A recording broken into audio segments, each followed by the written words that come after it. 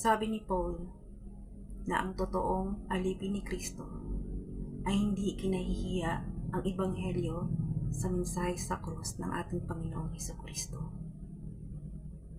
Sapagkat tayo ay pinili ng ating Panginoon upang tayo ay mamunga ng marami at maliligtas ang maraming kaluluwa. Hindi tayo ang pumili sa ating Panginoong Hesukristo, kundi siya ang pumili sa atin. At tayo ang gagamitin niya upang tayo ang mamahagi ng magandang balita sa maraming tao.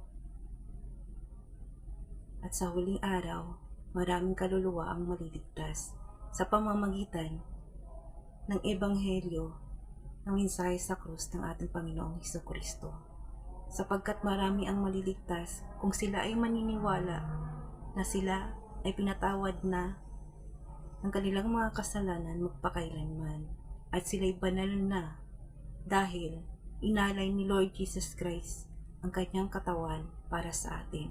Kaya tayo ay matuwid na sa harapan ng ating Diyos Ama dahil sa ginawa ni Lord Jesus Christ sa cross. At ang mga namatay sa rapture ay bubuhayin muli ng ating Panginoong Hesukristo, lahat ng mga naniniwala sa Kanya.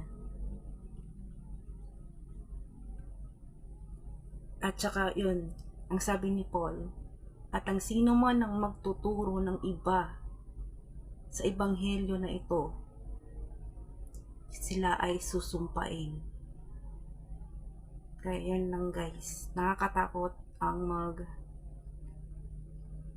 ng message of the cross. Yung mga hindi naniniwala or mga nagsasabi ng hindi totoo, sila ay susumpain.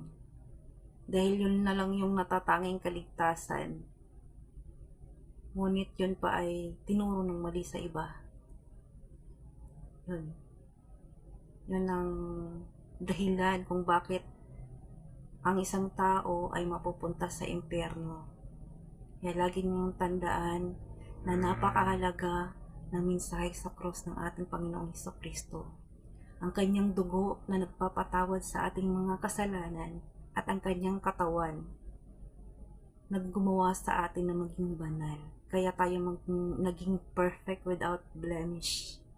Yun po yun. Salamat.